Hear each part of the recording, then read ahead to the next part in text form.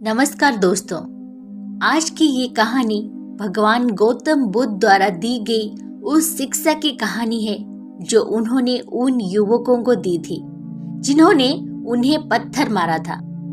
ये उस घटना का वर्णन है जब भगवान बुद्ध भ्रमण पर निकले थे और एक आम के बाग में विश्राम कर रहे थे। युवकों द्वारा पत्थर जाने पर उनकी आंखों से आंसू बहने लगे थे और तब उन्होंने ज्ञान की बात कही थी। चलिए शुरू करते हैं। एक दिन भगवान गौतम बुद्ध भ्रमण पर निकले। घूमते घूमते दोपहर हो चली थी। वे थक चुके थे। पास ही आम का एक बाग था। वे वहां चले गए। बाग में लगे पेड़ आमों से लदे हुए थे। कई आम नीचे गिरे हुए थे। महात्मा बुद्ध को तब तक भूख लग गई थी। वे पेड़ के नीचे गिरे आमों को उठाकर खाने लगे।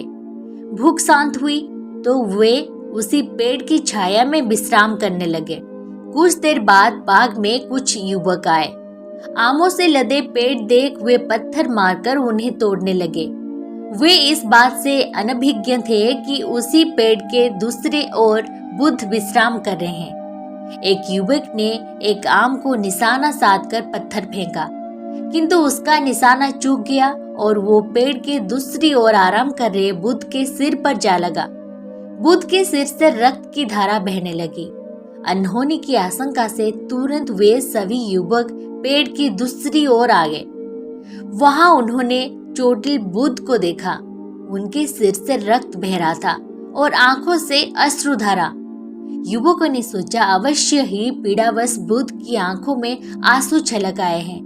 जिस युवक ने पत्थर फेंका था वो अपराध बोध से भरा उठा और कहने लगा, भगवान, मैं क्षमा प्रार्थी हूँ।